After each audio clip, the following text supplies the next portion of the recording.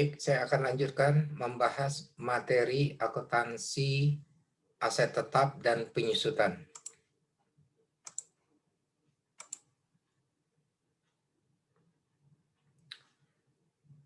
Aset yang dibangun sendiri. Di slide sebelumnya, saya sudah menjelaskan salah satu cara perolehan aset tetap, yaitu melalui aset yang dibangun sendiri. Bagaimana ketentuan akuntansinya? Harga perolehan aset yang dibangun sendiri itu meliputi semua biaya yang dikeluarkan sampai aset tersebut siap digunakan, meliputi material dan tenaga kerja, overhead, meliputi biaya overhead variabel, dan bagian fixed overhead, overhead tetap, yang terkait langsung dengan pembangunan aset. Yang ketiga adalah biaya bunga yang dikapitalisasi selama proses pembangunan. Dalam membangun aset sendiri, sumber dananya bisa menggunakan modal sendiri, tetapi juga bisa menggunakan modal pinjaman. Kalau modal pinjaman berarti ada biaya bunga yang kita tanggung, yang harus kita bayar. Nah, biaya bunga atas pinjaman dalam rangka membangun aset sendiri itu dapat dikapitalisasi menjadi harga perolehan aset. Nah, untuk itu ketentuannya ada di PSAK nomor 26, bagaimana ketentuan kapitalisasi biaya bunga pinjaman. Jumlah biaya bunga pinjaman yang dapat dikapitalisasi menjadi harga perolehan aset adalah sebesar biaya pinjaman aktual yang terjadi selama periode berjalan dikurangi penghasilan investasi dari investasi sementara pinjaman tersebut bila mana ada. Maksudnya begini. Kita melakukan pinjaman atau utang bank. Nah, utang bank tersebut itu sebagian kita gunakan untuk membiayai aset yang kita bangun sendiri. Nah, terhadap utang bank tersebut kita punya kewajiban melakukan angsuran. Nah, di dalam angsuran itu salah satu komponen angsuran selain dari pokok pinjaman adalah biaya bunga. Nah, biaya bunga yang terkait dengan angsuran yang kita gunakan, angsuran pinjaman yang kita gunakan untuk membangun aset sendiri, maka biaya bunga tersebut dapat kita kapitalisasi menjadi harga perolehan aset tersebut. Nah, biaya bunga yang dapat dikapitalisasi tersebut harus dikurangi dengan penghasilan investasi dari sisa pinjaman yang belum kita gunakan. Misalnya kita mendapat, misalnya dari sisa pinjaman yang belum kita gunakan untuk membiayai aset tadi, itu kita misalnya dapat bunga atau dapat dividen. Misalnya kita investasikan dalam bentuk saham, kita dapat dividen. Maka penghasilan dari dividen, penghasilan dari bunga itu dikurangi dulu dengan biaya yang akan dikapitalisasi menjadi harga perolehan aset, maka selisihnya itu yang dapat dikapitalisasi. Jadi artinya tidak seluruh biaya bunga yang dikapitalisasi langsung menjadi harga perolehan, tapi harus dikurangi dengan penghasilan investasi yang kita dapat dari pinjaman yang sementara kita gunakan untuk menghasilkan investasi, ya. Itu maksudnya. Nah, sekarang bagaimana ketentuan pajak? Harga perolehan aset tetap yang dibangun sendiri mencakup biaya bunga dari pinjaman yang digunakan untuk membiayai pembangunan aset tersebut. Jadi ini ketentuannya sama seperti ketentuan akuntansi. Kapitalisasi biaya bunga ke harga perolehan aset tetap harus memenuhi persyaratan sebagai berikut. Yang pertama, biaya pembangunan aset tersebut dapat diakumulasikan secara terpisah. Jadi artinya kembali ke contoh saya tadi, kita melakukan utang bank, tidak semua utang bank itu digunakan untuk membiayai membangun aset tetap, tapi sebagian kita gunakan untuk yang lain. Jadi harus ada pemisahan, maksudnya menurut ketentuan pajak harus dapat dipisahkan mana yang terkait dengan pembangunan aset, mana yang terkait untuk digunakan hal yang lain. Kedua, syaratnya diperlukan jangka waktu lebih dari 1 tahun untuk pembangunan aset tersebut. Ini tentu sesuai dengan kriteria aset tetap, di mana masa manfaatnya lebih dari 1 tahun. Kemudian syarat yang ketiga, pembangunan aset tersebut memerlukan biaya yang besar sehingga melibatkan wajib pajak dengan biaya bunga yang tinggi. Jadi ini kriteria yang ditetapkan oleh pajak, aset yang kita bangun tersebut nilainya cukup besar ya. Sehingga kalau dibiayai dengan pinjaman, dengan utang bank, maka kewajiban kita membayar bunganya itu cukup tinggi. Nah, terhadap biaya bunga yang kita bayar tersebut, dapat kita kapitalisasi menambah harga perolehan aset tetap yang kita bangun sendiri tersebut. Ketentuan ini berdasarkan Surat Edaran Direktur Jenderal Pajak nomor SE 22 tahun 1999.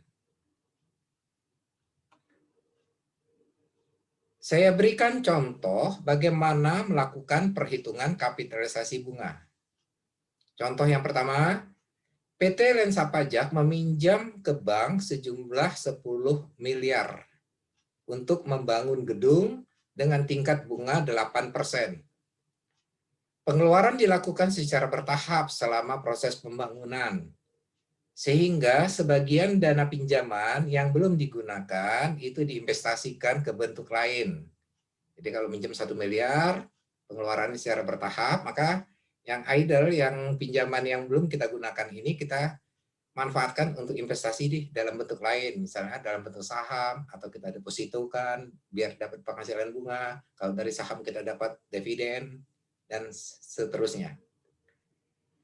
Hasil investasi yang terjadi selama proses pembangunan, misalnya didapat sebesar 300 juta. Nah, bagaimana perhitungan kapitalisasi biaya bunga yang menambah harga perolehan gedung yang kita bangun ini? Cara perhitungannya, total biaya bunga yang terjadi, tingkat bunganya adalah 8%, utang bank kita 10 miliar, maka bunga yang kita bayar atau yang kita tanggung adalah 800 juta totalnya ya.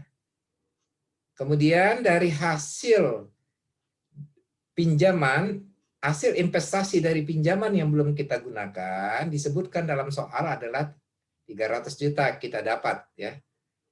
Nah, kurangi dulu dengan biaya bunga yang kita bayar, yaitu 800 juta. Dikurangi 300 juta, maka sisa inilah yang kita jadikan biaya bunga yang dapat dikapitalisasi menjadi harga perolehan.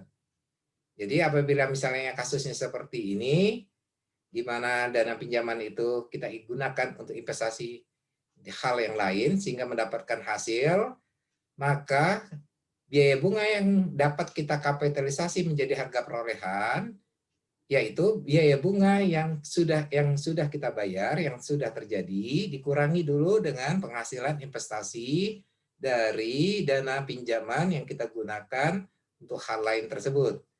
Nah, sisanya, selisihnya baru kita catat sebagai biaya bunga yang dapat dikapitalisasi menambah harga perolehan aset tetap. Ya. Saya berikan contoh kedua, bagaimana perhitungan kapitalisasi bunga.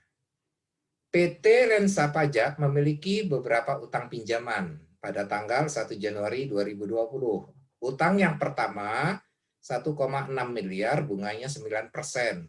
Utang kedua 4 miliar bunganya 8%. Utang ketiga 800 juta bunganya 7,5%.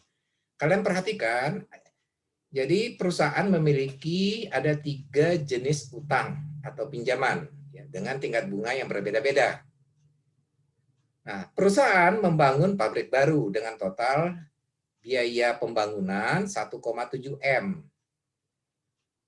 Waktu pembangunan 6 bulan. Tidak ada utang khusus yang ditarik untuk mendanai pembangunan pabrik tersebut. Jadi maksudnya yang 3 jenis pinjaman kita tersebut, itu sebenarnya kita lakukan pinjaman utang bank itu bukan khusus untuk membangun pabrik. Tapi dari dana pinjaman tersebut ada sebagian yang kita gunakan untuk membangun pabrik. Jadi tidak khusus ya. Jadi ini utang secara umum perusahaan, tapi dari sebagian dana itu kita gunakan untuk membangun pabrik baru. Nah, bagaimana cara menghitung biaya bunga yang dapat dikapitalisasi menjadi harga perolehan gedung? Karena tentu tidak semua yang kita gunakan, seluruh utangnya. Ya. Nah, cara perhitungannya untuk kapitalisasi bunga, yaitu dengan cara kita langkah pertama menghitung biaya bunga rata-rata pinjaman tersebut. Jadi kita menghitung pinjamannya pertama 1,6 kali 9%, ditambah pinjaman kedua dikalikan 8%, pinjaman ketiga dikalikan 7,5%, kemudian dari total perhitungan bunga tersebut dibagi dengan jumlah pinjaman keseluruhan. Maka kita dapat nanti biaya bunga rata-rata pinjaman adalah 8,19%. Dari hasil perhitungan biaya bunga rata-rata, kita dapat angka 8,19%. Nah, dari biaya bunga rata-rata 8,19% ini kita menghitung berapa biaya bunga yang dapat dikapitalisasi menjadi harga perolehan gedung. Yaitu dengan cara tarif bunga rata-rata dikalikan dengan biaya pembangunan gedung 1,7 M ini, kemudian dikalikan dengan periode atau masa pembangunan gedung itu sendiri, yaitu 6 bulan. 6/12. Jadi saya ulangi, seluruh biaya pembangunan dikalikan dengan tingkat bunga rata-rata, dikalikan dengan masa atau periode pembangunan, yaitu 6 bulan, dibagi dengan 12. Maka kita mendapat biaya bunga sebesar 69.615.000. Nah, angka inilah yang akan kita tambahkan ke harga perolehan gedung yang berasal dari biaya bunga pinjaman yang dikapitalisasi. Saya lanjutkan dengan materi penghentian aset tetap karena penjualan. Ketentuan akuntansinya. Penghentian aset tetap bisa terjadi karena sebab-sebab dijual atau ditukar tambah atau mengalami kerusakan. Penghentian dapat terjadi pada saat suatu aset tetap belum habis masa manfaatnya atau pada saat masa manfaatnya telah habis. Aset tetap yang habis masa manfaat pada saat penghentian berarti aset tetap tersebut telah disusutkan secara penuh. Laba rugi dari penjualan aset tetap diperoleh dengan cara membandingkan harga jual dengan nilai buku atau book value aset tetap saat dijual.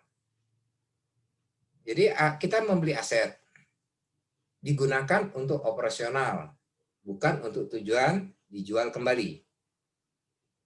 Sebelum habis masa manfaatnya, ternyata aset tersebut ingin kita jual, atau ingin kita tukar tambah, atau dia rusak, tidak bisa digunakan lagi. Maka peristiwa ini di dalam akuntansi disebut penghentian aset tetap. Nah, khususnya dalam materi saya menjelaskan yang disebabkan karena penjualan. Nah, bagaimana ketentuan akuntansi terkait penghentian aset tetap karena penjualan? Berdasarkan ketentuan pasal 16D Undang-Undang PPN, penjualan aset tetap berupa barang kena pajak atau BKP seperti mesin, perabotan, peralatan, atau BKP lainnya yang semula tidak untuk diperjualbelikan oleh pengusaha kena pajak atau PKP itu merupakan objek PPN. Saya ulangi, aset tetap yang memang kita beli untuk digunakan untuk operasi perusahaan dan tidak dimaksud untuk dijual kembali, suatu ketika kita ingin jual aset tetap bekas ini, ya, secara umum disebut aset tetap bekas. Maka penjualan aset tetap bekas tersebut merupakan objek PPN pasal 16D Undang-Undang PPN. Ketentuan pasal 16D ini tidak berlaku untuk penjualan aktiva yang pajak masukannya tidak dikreditkan. Misalnya station wagon dan sedan, ini kendaraan ya, mobil. Ya, ini misalnya station wagon dan sedan.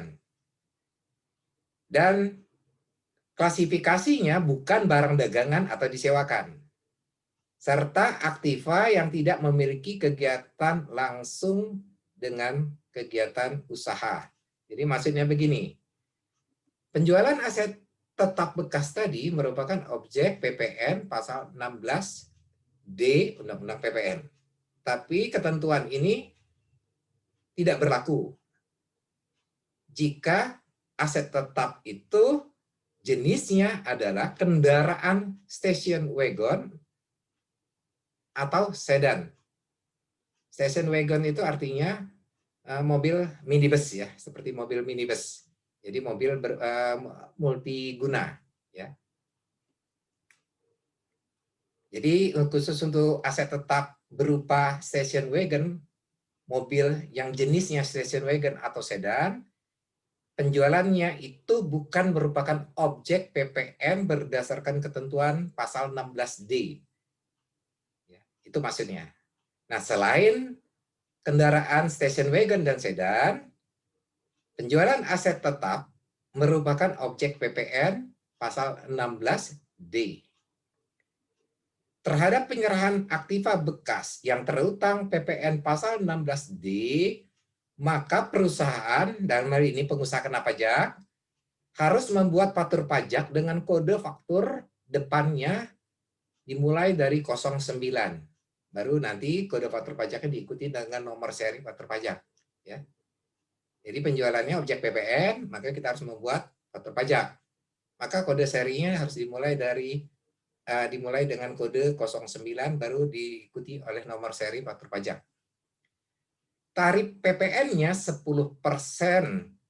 Sedangkan dasar pengenaan pajak atau DPP PPN pasal 16D itu menggunakan DPP nilai lain, yaitu sebesar harga pasar dari aktiva yang diserahkan.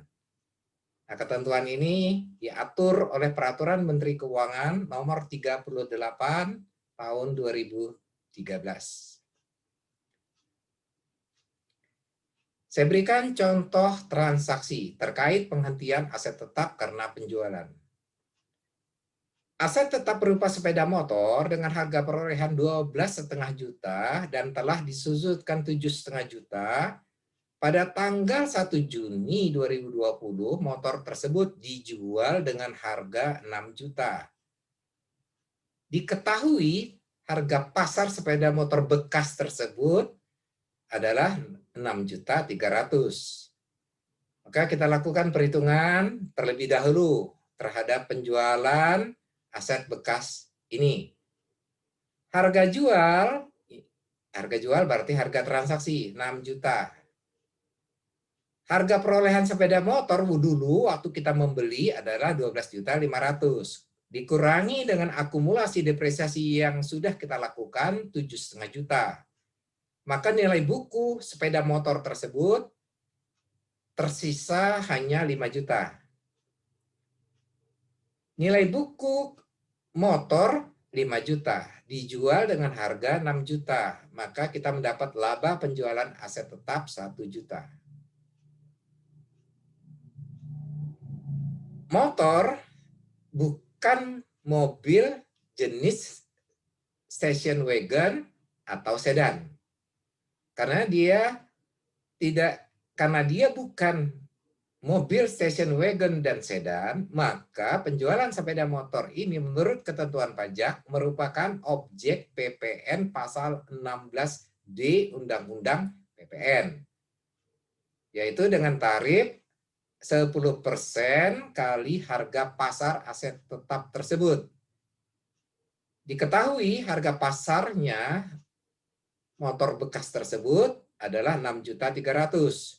10% kali harga pasar aset bekasnya, maka kita dapat PPN 630.000. Saya ulangi, penyerahan atau penjualan aset tetap ya itu merupakan objek PPN pasal 16 Undang-Undang PPN, kecuali mobil jenis station wagon dan sedan.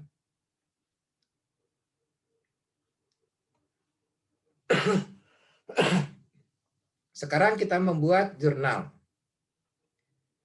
Misalnya si pembeli aset bekas tersebut bersedia membayar PPN yang kita kenakan. Maka jurnal yang kita buat adalah kas debit, harga jual 6 juta ditambah dengan nilai PPN 630.000. Maka kas yang kita terima adalah 6.630.000. Kemudian di debit kita hapus akumulasi depresiasi kendaraan 7.500.000. Di kredit kita taruh kendaraan, kita hapus kendaraan yang harga perolehannya 12.500.000. Kemudian ada PPN keluaran atas transaksi tersebut, penjualan aset tetap bekas sebesar 630.000. Kemudian kita mendapat laba penjualan aset tetap dari hasil perhitungan adalah 1 juta. Inilah jurnal penjualan aset tetap bekas jika si pembeli bersedia membayar PPN yang kita kenakan. Nah, bagaimana jika pembeli tersebut tidak bersedia membayar PPN? Maka jurnal yang kita buat seperti ini. Kas adalah 6 juta sebesar harga jual yang kita sepakati dengan pembeli. Akumulasi depresiasi di debit 7.500.000. Nah, terhadap PPN yang tidak dibayar oleh si pembeli, maka kita catat jurnal beban pajak di debit. Kemudian di kredit kendaraan 12,5 juta, PPN keluaran 630.000 dan mengakui laba penjualan aset tetap 1 juta di kredit. Nah, jadi perbedaannya hanya kalau yang si pembeli bersedia membayar PPN berarti jumlah uang yang kita terima termasuk PPN. Jika pembeli tidak bersedia membayar PPN yang kita kenakan, maka kas kita terima sebesar harga yang kita sepakati dengan si pembeli. Sedangkan untuk PPN-nya kita catat sebagai beban pajak. Saya lanjutkan dengan pertukaran aset tetap. Ketentuan akuntansi menyebutkan pertukaran aset tetap dapat dibedakan menjadi 2 jenis. Pertukaran aset tetap sejenis yang pertama, kemudian pertukaran aset tetap tidak sejenis. Jadi maksudnya ada 2 jenis ini. Jadi misalnya barang A, aset tetap kita kendaraan, misalnya motor kita adalah motor Honda Supra. Maka kita tukar dengan motor Honda Supra juga. Maka pertukaran itu termasuk ke dalam klasifikasi pertukaran aset tetap sejenis. Misal di lain kasus, motor kita yang kita tukar adalah Supra. Kita tukar dengan mobil misalnya. Maka ini pertukaran aset tetap yang tidak sejenis. Untuk pertukaran aset tetap sejenis, apabila terdapat laba pertukaran, maka tidak diakui. Tetapi bila terjadi rugi pertukaran, maka rugi itu diakui dalam laporan laba rugi. Sedangkan untuk pertukaran aset tetap tidak sejenis, apabila terjadi laba atau rugi pertukaran, dua-duanya dicatat dalam laporan laba rugi. Jika terjadi laba pertukaran, catat dalam laba rugi. Kalau terjadi rugi, catat dalam laporan laba rugi. Itu kalau pertukaran aset tetap tidak sejenis. Perolehan aset tetap dari suatu pertukaran diukur sebesar nilai wajar. Jadi nilai pasarnya masing-masing kedua pihak yang disepakati ya. Kecuali jika tidak memiliki substansi komersial atau nilai wajar aset yang diterima dan diserahkan tidak dapat diukur secara andal, maka biaya perolehan atas pertukaran aset tetap tersebut dicatat sebesar jumlah tercatat dari aset tersebut. Jumlah tercatat dari aset tersebut yang dimaksud adalah nilai buku. Jadi saya ulangi, jika transaksi pertukaran tersebut tidak memiliki substansi komersial dan nilai wajar aset tidak dapat diukur secara andal, artinya pertukaran tersebut tidak masuk untuk bisnis ya, tidak bermaksud untuk mencari laba, ya. Maka harga perolehan yang kita catat untuk pertukaran aset tersebut sebesar nilai buku asetnya. Kecuali jika pertukaran tersebut memiliki substansi komersial, artinya kita bermaksud mencari keuntungan. Maka pencatatan harga perolehan aset yang kita lakukan pertukaran tersebut sebesar nilai wajar atau harga pasar. Dalam melakukan pertukaran aset memungkinkan timbulnya laba atau rugi atas pertukaran tersebut. Tadi saya sudah jelaskan, kalau dia sejenis, laba tidak diakui, tapi kalau rugi diakui, di laba rugi. Tetapi kalau pertukaran itu aset tidak sejenis, baik laba pertukaran maupun rugi pertukaran, dua-duanya dicatat dalam laporan laba rugi. Ya. Ketentuan pajak. Bagaimana ketentuan pajak melihat transaksi pertukaran aset, baik yang sejenis maupun yang tidak sejenis? Ketentuan pasal 10 ayat 2 Undang-Undang PPH mengatur nilai perolehan atau nilai penjualan dalam hal terjadi tukar-menukar harta adalah jumlah yang seharusnya dikeluarkan atau diterima berdasarkan harga pasar. Jadi maksudnya pajak menetapkan harga pertukaran aset, baik yang sejenis atau tidak sejenis, berdasarkan harga pasar. Ya. Jadi bukan berdasarkan nilai buku. Bila aset yang dipertukarkan tersebut adalah tanah dan atau bangunan, ini ketentuan pajak ya, maka atas pihak yang memperoleh hak atas tanah dan atau bangunan, dikenakan biaya perolehan hak atas tanah dan atau bangunan atau disebut istilah BPH-TB. Sedangkan pihak yang menyerahkan hak atas tanah dan atau bangunan dikenakan PPH pasal 4 ayat 2 dengan tarif 5% dari bruto dan bersifat final. Jadi maksudnya begini, terjadi pertukaran aset. Ternyata misalnya objek pertukaran aset itu adalah tanah dan bangunan. Maka pajak mengenakan pajak terhadap kedua pihak, baik yang menyerahkan maupun yang menerima pertukaran tersebut, dengan masing-masing ketentuan pajak sebagai berikut. Terhadap yang menerima, dalam hari ini yang menerima pertukaran, itu dikenakan BPH-TB. Sedangkan pihak yang menyerahkan dikenakan PPH pasal 4 ayat 2 dengan tarif 5% dan bersifat final. Ya, itu maksudnya. Jika objek pertukarannya adalah tanah dan atau bangunan. Nah, jika objek pertukaran itu adalah aset tetap, bukan tanah dan bangunan, ya. Dan bukan kendaraan bermotor, mobil berupa sedan dan station wagon. Jadi saya ulangi, jika objek pertukaran itu bukan tanah dan bangunan dan bukan mobil atau kendaraan bermotor berupa station wagon atau sedan, maka pertukaran aset tetap tersebut merupakan objek PPN pasal 16D Undang-Undang PPN dengan tarif 10% dari harga pasar. Jadi pertukaran merupakan objek PPN, kecuali tanah dan bangunan atau mobil, station wagon, atau sedan. Ini adalah contoh transaksi pertukaran aset tetap. PT Lensa Pajak memiliki aset tetap X dengan nilai buku 50 juta. Ditukar dengan aset tetap Y milik PT ABI nilai buku 100 juta. PT Lensa Pajak punya X, PT ABI punya Y. Dilakukan transaksi tukar-menukar. Nah, disepakati masing-masing aset, baik X dan Y, itu harga pasar yang sama dalam soal ya, 150 juta.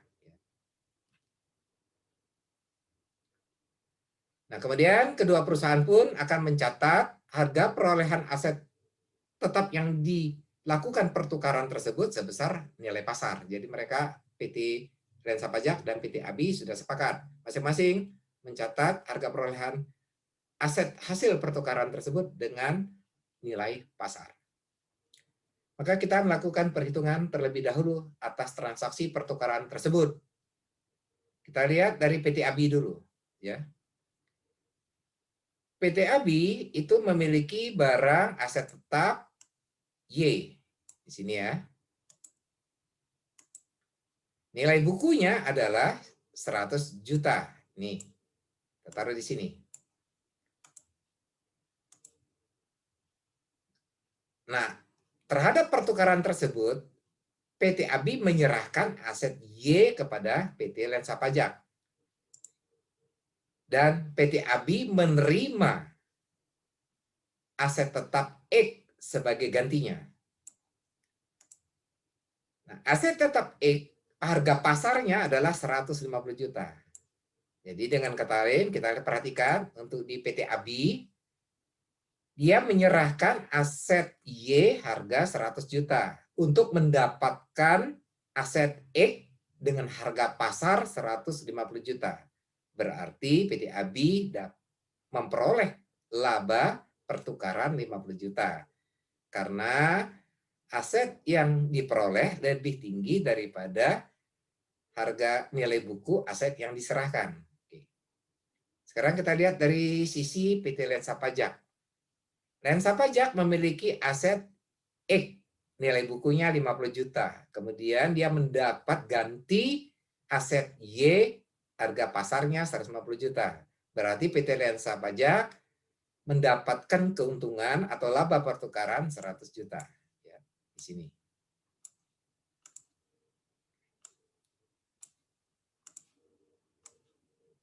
Sekarang dari perhitungan ini kita mulai mencatat jurnal. Kita coba kalian perhatikan dari sisi PT ABI dulu, jurnal yang dibuat oleh PT ABI.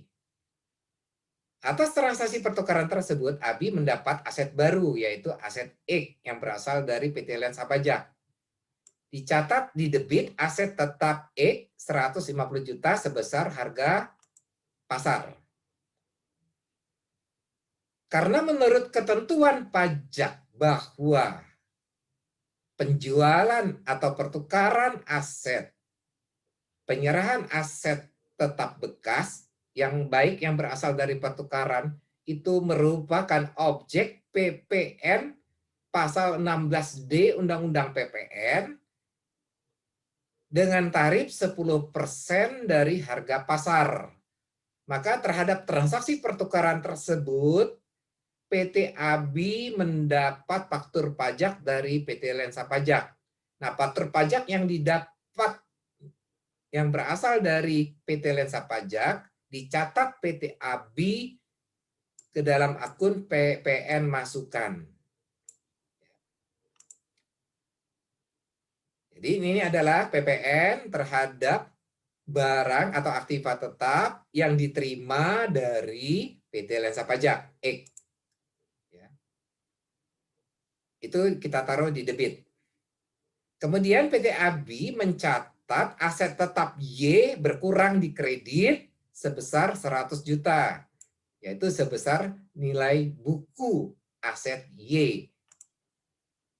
Kemudian terhadap aset Y yang diserahkan ke PT Lensa Pajak, itu juga objek PPN pasal 16D 10%, 15 juta. Nah, kemudian PT ABI mencatat laba pertukaran di kredit 50 juta. Jadi PT ABI dalam hal ini terhadap transaksi pertukaran tersebut mencatat 2 akun di debit dan 3 akun di kredit. Kalian perhatikan, karena ini pertukaran antara X dan Y sama-sama aset tetap, berarti waktu PT ABI menyerahkan ke PT Lensa Pajak barang Y, dia objek PPN, demikian pula di sisi PT Lensa Pajak waktu menyerahkan aset tetap X kepada PT ABI, juga objek PPN pasal 16D. Jadi dua barang tersebut merupakan objek PPN pasal 16D masing-masing. Demikian juga jurnal dibuat oleh PT Lensa Pajak. Jadi ketika menerima aset tetap Y dari PT ABI, dicatat di sebelah debit, kemudian mengakui PPN masukan yang berasal dari PT ABI. Kemudian terhadap aset yang diserahkan, yaitu E, ditaruh di kredit 50 juta sebesar nilai buku. Juga dicatat PPN PPN keluarannya atas penyerahan aset tetap X 15 juta. PT Lensa Pajak mengakui di kredit laba pertukaran 100 juta hasil perhitungan yang di atas, ya. Nah, itulah jurnal pertukaran aset tetap dilihat dari 2 sisi, baik itu dari PT ABI maupun dari PT Lensa Pajak. Kedua, aset tersebut, baik yang berasal dari PT ABI dan PT Lensa Pajak, merupakan objek PPN pasal 16D Undang-Undang PPN. Apa yang dimaksud dengan PPN pasal 16D? Yaitu adalah penyerahan aset tetap yang diperoleh bukan untuk dijual kembali. Jadi artinya aset tetap tersebut akan digunakan untuk kegiatan normal perusahaan dan bukan untuk dijual kembali. Tetapi karena sebuah sebab, aset tetap tersebut dijual bekasnya atau ditukar dengan aset lain, ya. Maka terhadap transaksi yang demikian merupakan objek PPN pasal 16D. Saya lanjutkan dengan penurunan nilai atau impairment. PSAK nomor 48 tentang penurunan nilai aset membahas bagaimana entitas melakukan review atas nilai tercatat aset atau disebut carrying amount, kemudian bagaimana menentukan nilai terpulihkan atau recoverable amount suatu aset, dan kapan mengakui atau membalik rugi penurunan nilai atau impairment. Nah, ketentuan PSAK 48 mengatur penurunan nilai terjadi jika nilai tercatat aset lebih tinggi dibandingkan nilai terpulihkan. Jadi artinya penurunan nilai dapat dilakukan jika terjadi nilai tercatat lebih tinggi dari nilai terpulihkan. Kemudian nilai terpulihkan itu apa? Adalah nilai tertinggi antara nilai wajar dikurangi biaya penjualan dan dikurangi dengan biaya penjualan dengan nilai kini penggunaan aset atau disebut value in use. Ya. Jadi saya ulangi,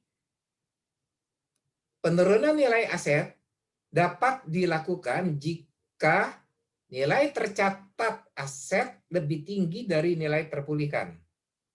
Apa yang dimaksud dengan nilai terpulihkan? Yaitu nilai tertinggi antara nilai wajar dikurangi dengan biaya penjualan dibandingkan dengan nilai kini penggunaan aset. Jadi, mana yang lebih tinggi? Setiap tanggal pelaporan perusahaan harus menguji apakah terdapat indikasi penurunan nilai. Jadi, maksudnya begini. Setiap akhir periode, perusahaan harus menguji apakah terjadi penurunan nggak nilai aset tetap tersebut. Caranya, bandingkan antara nilai tercatat aset dengan nilai terpulihkannya. Mana yang lebih tinggi? Apabila nilai tercatat lebih tinggi, berarti ada penurunan nilai aset. Nah, terhadap penurunan nilai aset tersebut harus dibuat jurnal penyesuaian.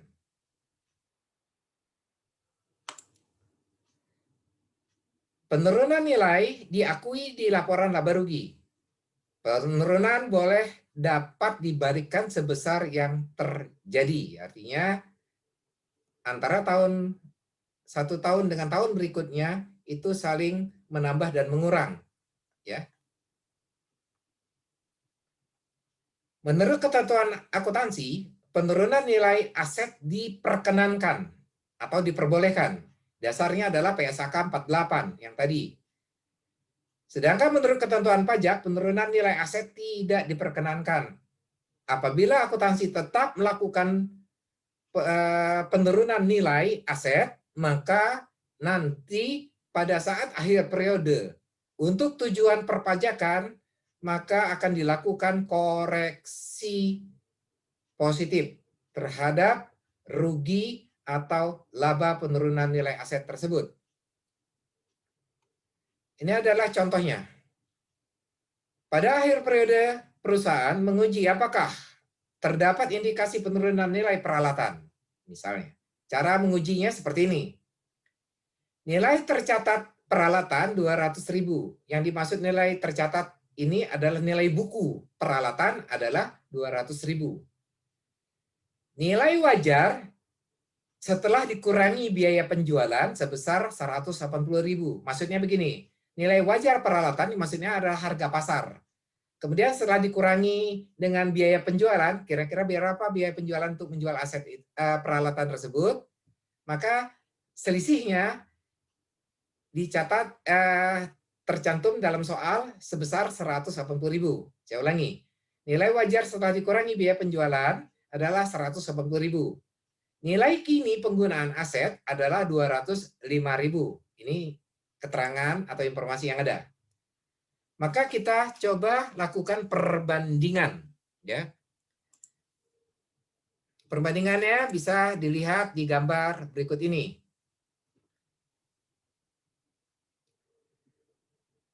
Langkah pertama kita adalah menghitung nilai terpulihkan atau recoverable amount.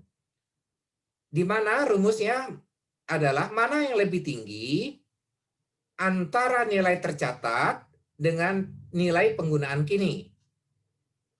Nah, untuk peralatan tadi, nilai tercatatnya adalah 200, nilai wajar, maaf saya ulangi, nilai wajar setelah dikurangi biaya penjualan adalah 180.000, ya. Kemudian nilai kini penggunaan aset peralatan tersebut adalah 205. Coba kalian perhatikan. Saya ulangi, nilai wajarnya setelah dikurangi biaya penjualan 180.000, kemudian nilai kini penggunaan aset 205. Manakah yang lebih tinggi? Ternyata yang lebih tinggi adalah nilai kini penggunaan aset atau value in use 205 sesuai keterangan soal. Maka inilah yang kita jadikan sebagai nilai terpulihkan atau recoverable amount 205. Bandingkan dengan nilai tercatat 200.000. Nah, kita dapat ternyata nilai tercatat lebih rendah daripada nilai terpulihkan 205. Nah, apabila ini terjadi, di mana nilai tercatat lebih rendah daripada nilai terpulihkan, maka ini menunjukkan indikasi tidak terjadi penurunan nilai peralatan. Oke, jadi tidak perlu dibuat penyesuaian. Sekarang coba kita ganti soalnya. Nilai tercatat 200.000, nilai wajar setelah dikurangi biaya penjualan 180.000, nilai kini penggunaan aset 175.000. Kita coba lakukan analisa. Yang pertama kita tentukan nilai terpulihkannya berapa dulu. Caranya, bandingkan antara nilai wajar setelah dikurangi biaya penjualan dengan nilai kini penggunaan aset. Nilai wajarnya menurut soal 180.000. Nilai kini 175. Mana yang lebih tinggi? Adalah nilai wajar 180.000. Maka angka 180.000 ini kita jadikan sebagai nilai terpulihkan. Bandingkan dengan nilai tercatat 200.000. Manakah yang lebih tinggi? Ternyata lebih tinggi nilai tercatat. Nah, menurut PSAK 48 menyebutkan bahwa apabila terjadi indikasi nilai tercatat lebih tinggi daripada nilai terpulihkan, maka terdapat indikasi terjadi penurunan nilai. Karena terjadi penurunan nilai, maka ini kita membuat jurnal penyesuaian. Jurnal penyesuaiannya adalah rugi penilaian nilai, debit 20.000, akumulasi penyusutan peralatan, kredit 20.000. Kenapa kita debit akumulasi penyusutan peralatan? Karena yang kita lakukan penilaian adalah peralatan, aset tetap berupa peralatan, ya, dan menghasilkan indikasi terjadi penurunan nilai. Maka terhadap penurunan nilai tersebut kita membuat jurnal penyesuaian. Ya. Angka 20.000 ini adalah rugi penilaian nilai, berasal dari nilai tercatat 200.000 dikurangi dengan nilai terpulihkan 180.000. Jadi dengan kata lain, kita turunkan nilai peralatan 20.000 selisihnya. Inilah yang disebut dengan rugi penilaian aset yang sudah kita buat jurnal ini. Nah, menurut ketentuan akuntansi, rugi ini dapat dicatat dalam laporan laba rugi, mengurangi penghasilan. Tetapi menurut pajak tidak diperkenankan.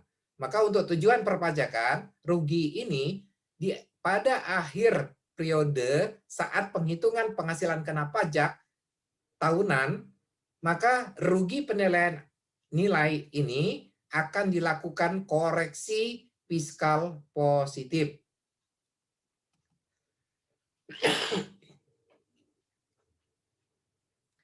Baik, saya lanjutkan dengan penyusutan. Definisi penyusutan adalah alokasi sistematis jumlah yang dapat disusutkan dari suatu aset selama umur manfaatnya. Apa yang dimaksud dengan masa penyusutan? Yaitu penyusutan dimulai dari saat aset tersebut siap digunakan. Penyusutan dihentikan lebih awal ketika diklasifikasikan sebagai aset dimiliki untuk dijual dan aset dihentikan pengakuannya. Jadi maksudnya begini, apabila misalnya aset tetap itu digunakan untuk kegiatan operasi perusahaan, maka dapat dilakukan penyusutan. Tetapi jika aset tersebut itu dimaksudkan untuk dijual kembali, maka penyusutan harus dihentikan, ya.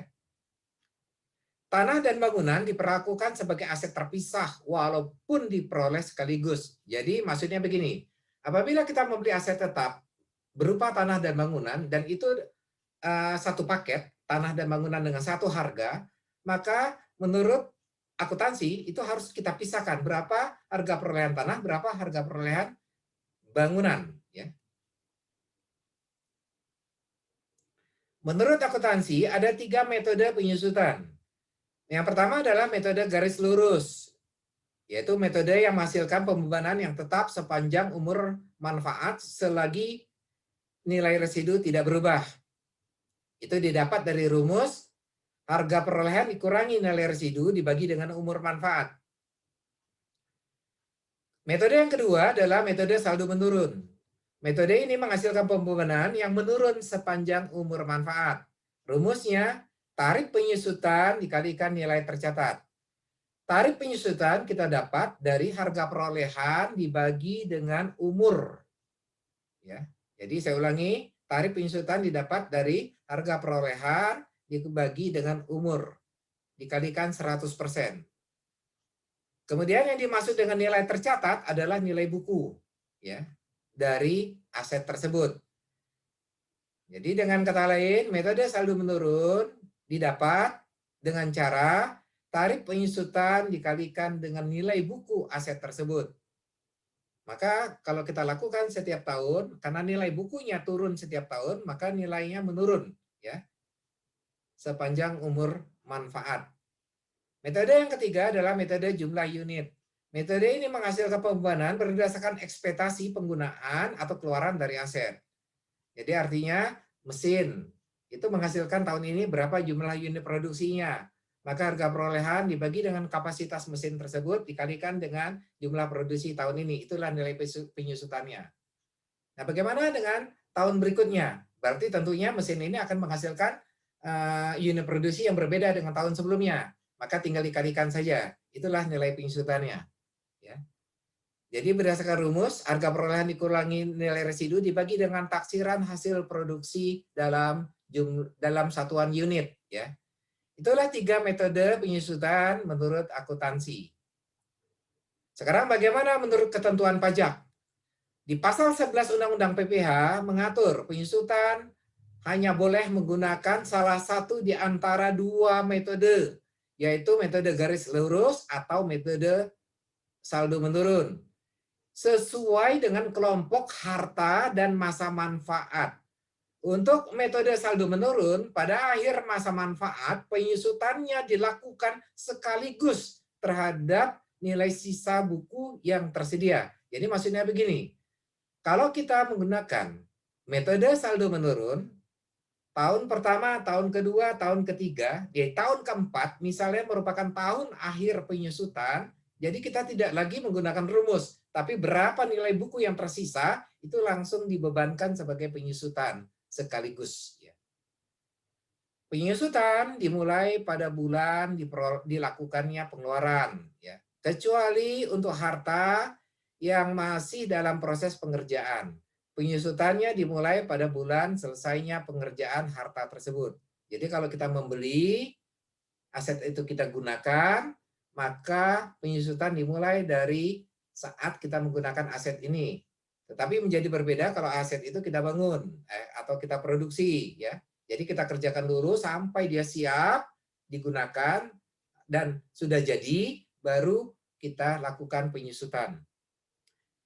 Dengan persetujuan Direktur Jenderal Pajak diperkenankan melakukan penyusutan mulai pada bulan harta tersebut digunakan untuk mendapatkan menagih dan memelihara penghasilan, atau pada bulan harta yang bersangkutan mulai menghasilkan, ya.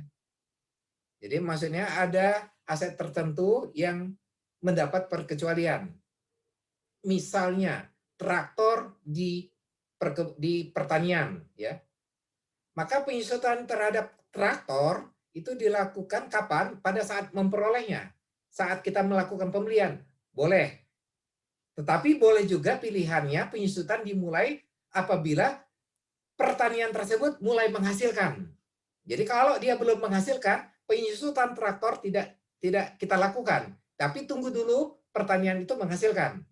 Baru dimulai penyusutan terhadap traktor tersebut. Nah, untuk bisa menggunakan ketentuan kapan penyusutan digunakan, yaitu saat menghasilkan, yaitu harus mendapat persetujuan Direktur Jenderal Pajak. Ya. Jadi secara umum penyusutan dilakukan pada saat terjadinya pengeluaran atau diperolehnya aset tetap tersebut. Tetapi bisa dirubah, penyusutan dimulai pada saat periode saat menghasilkan. Contohnya kayak pertanian tadi, ya.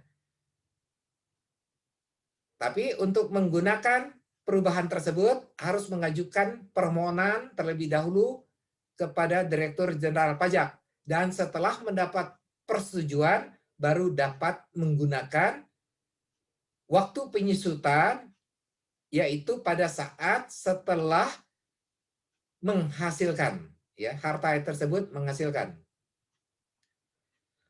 Pada akhir masa manfaat tidak diperkenankan ada nilai residu. Itu menurut ketentuan pajak, ya.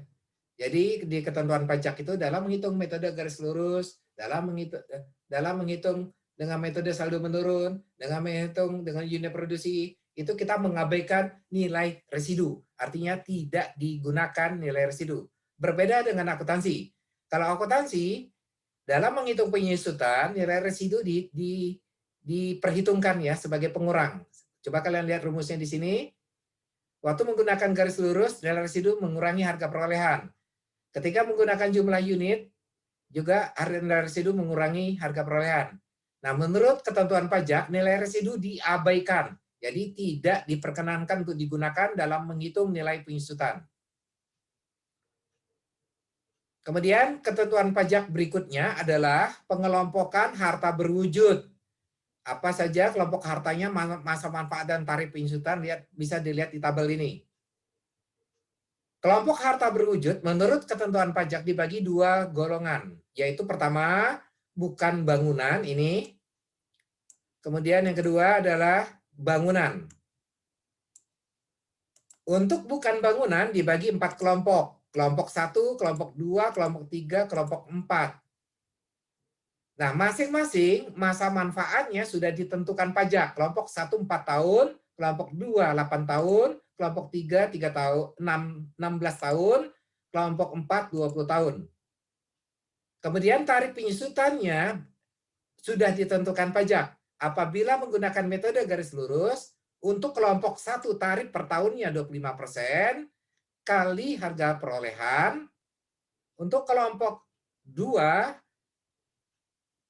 tarif penyusutannya berdasarkan menggunakan metode garis lurus adalah 12,5% kali harga perolehan.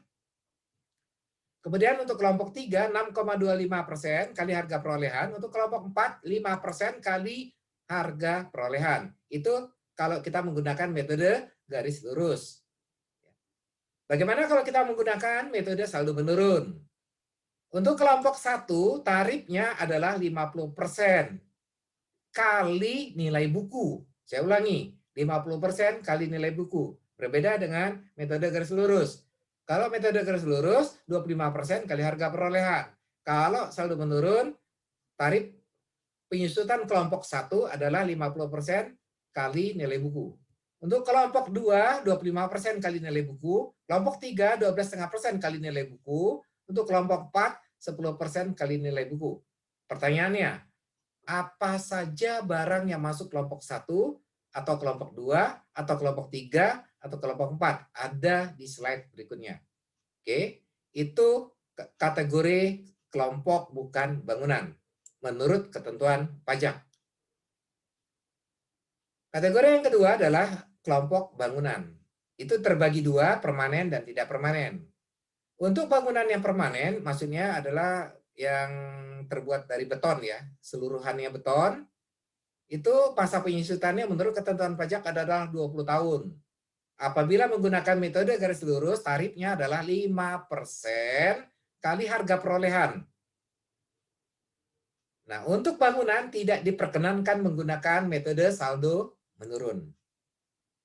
Kemudian untuk bangunan tidak permanen, artinya sebagian beton, mungkin ada sebagian kayu atau sebagian dan sebagainya, itu masa penyusutannya adalah 10 tahun. Tarif metode garis lurusnya adalah 10% kali harga perolehan. Untuk saldo menurun tidak diperkenankan. Nah, ini adalah jenis-jenis barang harta berwujud kelompok 1. Yang tadi saya jelaskan. Ini kelompok 1. Apa saja item barangnya ini. Kemudian ini juga ya lanjutannya, bisa kalian lihat di materi yang sudah kalian miliki. Kemudian ini adalah jenis-jenis barang menurut ketentuan pajak yang masuk kelompok 2. Dan sedangkan untuk yang selanjutnya kelompok 3, kelompok 4 dapat kalian cek atau kalian lihat di Peraturan Menteri Keuangan nomor 96 tahun 2009. Jadi kalian silakan cari, download Peraturan Menteri Keuangan nomor 96 tahun 2009. Maka daftar barang-barang berdasarkan kelompok itu ada lengkap di sana. Bisa kalian baca sendiri ya. Baik. Saya lanjutkan materi berikutnya, bagaimana penyusutan aset tetap pembiayaan. Ini penting saya pisahkan dari materi penyusutan secara umum. Karena ada ketentuan perpajakan yang berbeda.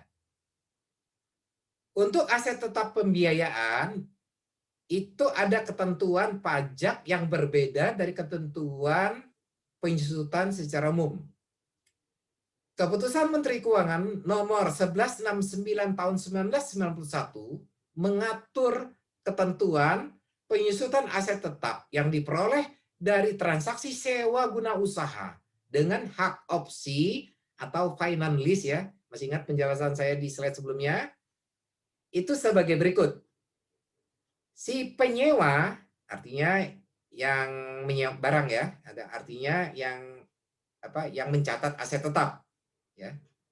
Jadi pihak yang mencatat aset tetap.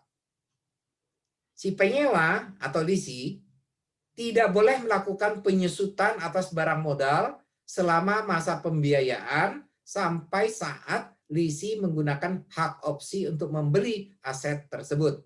Jadi artinya selama masa angsuran, leasing, aset yang kita catat di perusahaan menurut ketentuan pajak tidak boleh disusutkan. Jadi artinya tidak boleh ada pengakuan biaya penyusutan. Sedangkan kalau menurut akuntansi boleh kita catat ya. Jadi boleh kita catat sebagai aset tetap dan kita catat penyusutannya. Tapi menurut pajak tidak diperbolehkan. Nah, apabila akuntansi tetap mencatat biaya penyusutan terhadap aset leasing tersebut, maka nanti di akhir tahun pajak akan melakukan koreksi fiskal. Penyusutan hanya boleh dilakukan apabila aset leasing tersebut sudah menjadi milik kita. Artinya kita menggunakan hak opsi untuk membeli. Itu baru kita boleh melakukan penyusutan. Nah, dasar penyusutannya adalah nilai sisanya dari barang modal tersebut. Ya. Jadi bukan dari harga perolehan pertama, tapi dari nilai sisa atau nilai buku terakhirnya.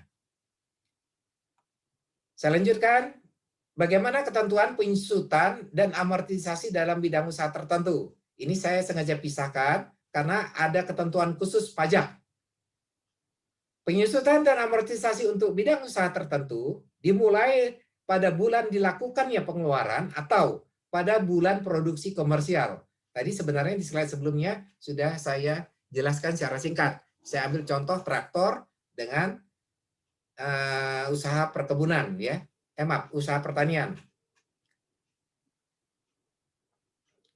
Yang dimaksud dengan bulan produksi komersial adalah bulan di mana penjualan mulai dilakukan. Nah, siapa saja bidang usaha yang mendapat fasilitas bisa melakukan penyusutan pada bulan produksi komersial. Ya, jadi ini khusus untuk bidang usaha tertentu saja. Jadi penyusutan tidak dilakukan pada saat terjadinya pengeluaran atau pada saat aset tetap itu digunakan. Tetapi penyusutan itu bisa dimulai pada saat bulan produksi komersial. Saya ulangi contoh saya tadi, traktor digunakan untuk lahan pertanian. Maka kalau pertanian ini belum menghasilkan, maka harga perolehan traktor tidak dapat disusutkan. Artinya kita boleh tidak melakukan penyusutan terhadap traktor tersebut. Tetapi traktor tersebut baru disusuran apabila pertanian ini mulai menghasilkan dan mulai dijual hasilnya. Jadi dilakukan pada saat bulan produksi komersial. Nah, bidang usaha yang diperkenankan untuk melakukan penyusutan sejenis itu adalah bidang usaha kehutanan, bidang usaha perkebunan, tanaman keras, kemudian bidang usaha peternakan. Kalian bisa baca secara lengkap di slide ini ya. Saya lanjutkan, penyusutan perangkat lunak software komputer. Ini pun saya pisah dari ketentuan penyusutan secara umum karena ada aturan pajak yang berlaku khusus. Aturan pajaknya yaitu keputusan Dirjen Pajak nomor Cap 316 tahun 2002. Pembebanan perangkat lunak terbagi dua, yaitu dibiayakan langsung 100% dalam laba rugi pada saat bulan pembelian atau dapat dilakukan amortisasi sepanjang masa manfaat. Jadi ada Apabila misal kita membeli perangkat lunak atau software, itu bisa dibiayakan 100% pada bulan terjadinya pembelian, atau kita akui sebagai aset tetap dan kita lakukan amortisasi selama masa manfaat. Nah, menurut ketentuan pajak, pembelian program aplikasi umum, jadi ini adalah program aplikasi umum, software umum, contohnya kayak Microsoft Office misalnya. Itu dapat dibiayakan langsung pada bulan terjadinya pembelian. Dicatat sebagai biaya operasi dan tidak disusurkan, ya, karena dia tidak dicatat sebagai aset tetap, ya, tapi dicatat langsung sebagai biaya operasi. Itu kalau kita membeli software aplikasi umum, contohnya Microsoft Office. Nah, tapi menjadi berbeda misal, jika aplikasi umum tersebut dibeli bersamaan dengan pembelian perangkat kerasnya atau komputernya, maka pembelian tersebut kita catat sebagai perangkat keras. Ya, contohnya begini, kita beli komputer, di dalam komputer itu sudah ada software umum Microsoft Office original. Ya. Maka menurut ketentuan pajak, harga software Microsoft Office original tersebut tidak usah kita catat terpisah, karena dia sudah ada di dalam hardware ini, di dalam harga perolehan komputer ini. Maka cukup kita catat aset tetapnya berupa komputernya saja. Di dalamnya sudah termasuk aplikasi umum, yaitu Microsoft Office. Ya. Jadi nggak perlu kita pisahkan. Kecuali kalau misal kita membeli aplikasi umum software, misalnya Microsoft Office itu secara terpisah. Ya, artinya kita beli terpisah sendiri, maka ini kita catat sebagai biaya di laporan laba rugi. Tapi kalau kita membeli satu paket dengan perangkat kerasnya, dengan komputernya, maka kita catat ke dalam aset tetap. Nah, bagaimana kalau misalnya program aplikasinya khusus? Misalnya contoh software akuntansi, misalnya adalah Accurate, Mayop, Zahir. Ini adalah aplikasi-aplikasi khusus atau aplikasi aset tetap, ya. Aplikasi apa aja yang memang hanya untuk tertentu saja, ya. Aplikasi GL, General Ledger, dan sebagainya, ya. Maka ini masuk kategori program aplikasi khusus. Maka pencatatannya dicatat sebagai aset tetap dan kemudian menjadi biaya setelah kita lakukan amortisasi sepanjang masa manfaatnya, ya. Nah, untuk aplikasi khusus ini biasanya kita mencatat sebagai aset tidak berwujud, ya, intangible asset. Nah, nanti kita melakukan amortisasi sepanjang masa manfaatnya, ya. Kemudian saya lanjutkan dengan penyusutan kendaraan milik perusahaan dan telepon seluler. Ini pun saya pisah dari penjelasan saya ketentuan penyusutan secara umum. Kenapa saya pisah?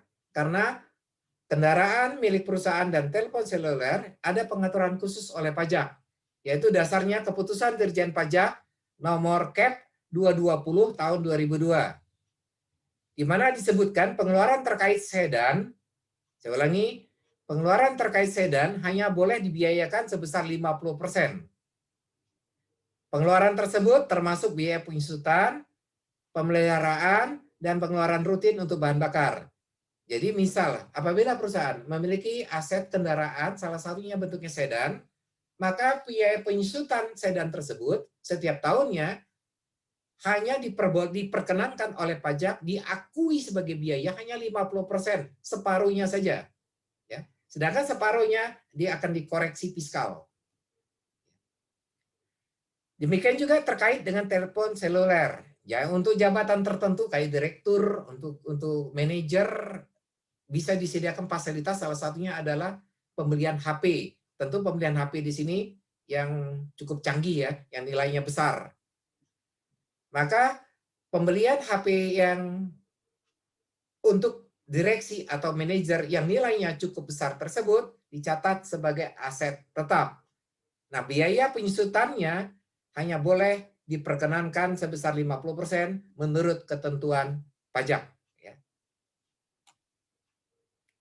Oke, ini adalah contoh penyusutan metode garis lurus. Ya, saya kira kalian bisa baca dan pahami bagaimana cara membuat jurnal penyusutannya. Saya jelaskan secara ringkas saja. PT Maju memiliki aset tetap berwujud yang diperoleh awal tahun 2019. Nah, metode penyusutan menggunakan metode garis lurus. Kalian coba perhatikan di sini, ada 3 jenis harta, mesin 1, mesin 2, dan truk. Ada bulan tahun perolehan, ada masa manfaat, harga perolehan, dan sudah ditentukan kelompok harta berwujudnya menurut ketentuan pajak, yaitu kelompok 2 ya. Kalian perhatikan sebelah kanan. Maka kita mulai menghitung.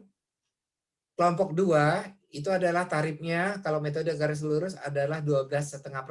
Kalian bisa lihat di tabel ini. Nah, ini adalah kelompok 2, adalah 12,5% yang ini. Nah, kita kembali ke slide ini. Kita hitung penyusutan per jenis harta.